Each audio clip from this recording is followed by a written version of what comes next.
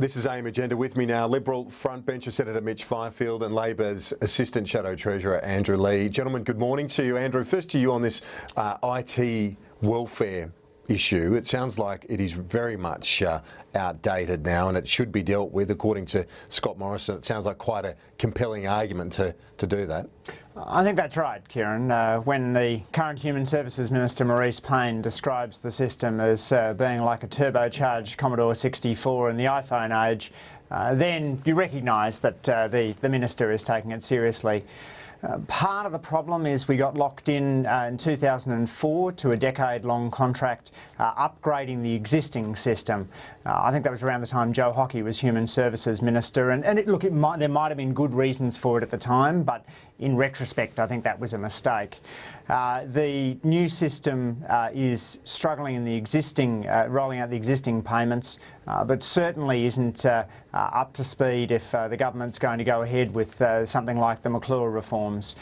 So we do need to see some sort of a clear proposal coming forward from the government, but the case I think has been pretty strongly made that this system is groaning under the weight of what's being demanded of it. Senator Fifield, as Assistant Minister for Social Services, what's your sense on how long this will take to deliver, to make it more effective, more efficient? Oh, look, Kieran, you've got to make sure that you've got a good business case and that you've got the best possible plan forward, and that's what Marise Payne will be taking to Cabinet. And I've got to say, Marise Payne is not someone who is prone to exaggeration. So if she says something needs fixing, you know it does.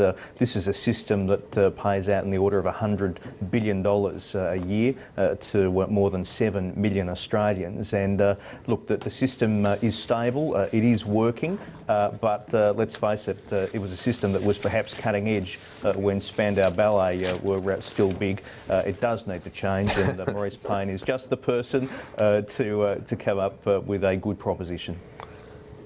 Well, that's great to get Spandau Ballet a mention on AM Agenda too. I never thought that would happen.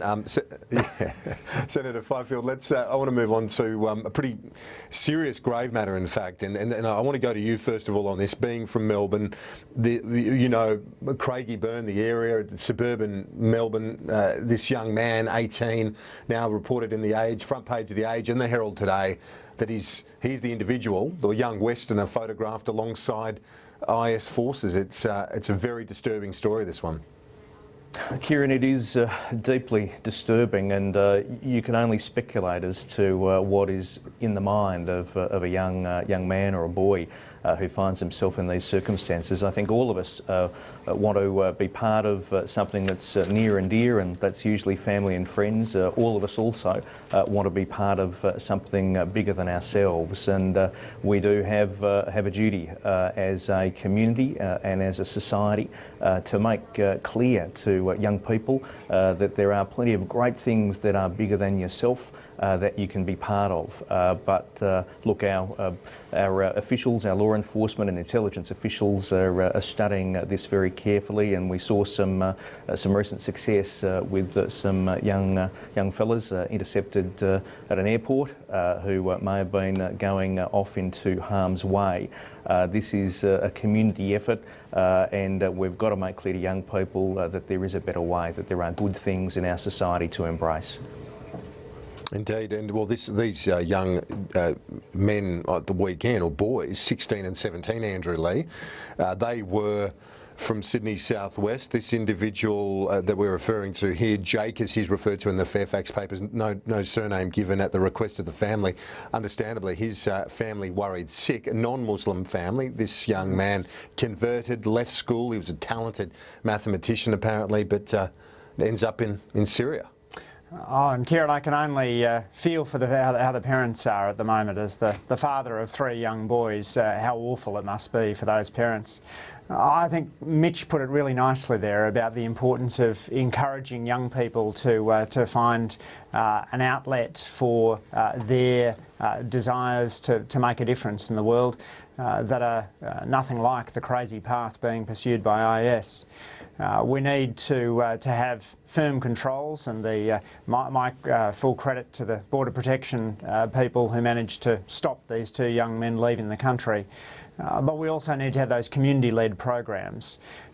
We have to bear in mind, as David Irvine said to the Press Club last year, that we're talking about a couple of hundred aberrant souls in a Muslim community in Australia of 500,000. Or as Barack Obama put it recently at his conference on countering violent extremism, we're not at war with Islam, we're at war with people who've perverted Islam. And it's really vital that we work with the billion Muslims worldwide in order to stop people joining this crazy cult. You referred to David Irvine there, the former Director General of ASIO. Mitch Fifield, there's a story in the Fin Review today that David Irvine spoke of the threat to Australia's power grid from hackers potentially, and that he believes that the Chinese, for example, already have the capacity to bring down our electricity grid if they sought fit to do so. He doesn't think that will happen. He believes the threat really lies from hackers, but that's a worry, isn't it, given the capacity in this cyberspace? Well, there are no doubt a number of nation states who have different capacities to seek to intervene in infrastructure. But David Irvine's, I think, broader and probably equally important point was that there are no doubt a number of organisations, of non-state actors who are equally busying themselves in developing the capacity to cause disruption. That's something that our intelligence agencies are very aware of. They're always working on strategies to counter that. But David Irvine is someone who knows what he's talking about, but I have no doubt that our intelligence agencies are doing everything within their capacity to have the ability to try and forestall such attempts on our infrastructure. Yeah. Indeed, and Andrew Leigh, David Irvine pointing out that he doesn't see the state threat as an issue because of disciplines and rules around that, and obviously mutual interest in not, I suppose, entering that sort of cyber warfare. But hackers, groups, as Mitch characterised them, they're non-state actors. They're the real threat here. Absolutely, Kieran, and we need to make sure that we're dealing with each of those challenges in a balanced and proportionate way. We recognise this in government, which is why we significantly increased the funding, the personnel for ASIO, and also provided them with their own purpose-built facility. It's really vital that we have the expertise needed to take on these threats in the future. Now, to Bali 9, Senator Fifield, the Prime Minister has sought a conversation with President Widodo. He hasn't had a second conversation. This request last Thursday. Still no response. Is this fair? That reaction treatment from the Indonesian authorities to a country which is meant to be, or from a country that's meant to be one of our most important neighbours in the region? It seems that in some ways they're treating us with disdain. Oh, look, Indonesia is a good friend, and the Australian Prime Minister, when he seeks to speak to the President of Indonesia, usually has that opportunity, and I'm sure that opportunity will present itself. There is no question that the Australian community, the Australian Parliament, are taking every opportunity to register with the Indonesians that we respect their sovereignty, we respect their court and judicial systems, we respect their fight and their determination to tackle the odious drug trade. But what we are seeking to do as a government is to put the case that under Indonesian law there is the prerogative of mercy that can be exercised by the President. That's the petition that we're making as a government and indeed as a Parliament, and I'm sure that there will continue to be the avenues and the opportunities for the government and the Prime Minister to put that to Indonesia. Let's hope so, Andrew Leigh. Finally, less than a minute remaining on the program, but there's no sign that Widodo's going to relent here. He's given another interview saying that this is their policy, this is their law. The hand is ticking towards midnight, Kieran, but while there's life, there's still hope, and I think it's absolutely vital that we continue to reach out to the Indonesian government, making that clear message to President Widodo that each of us is better than the worst thing we've done.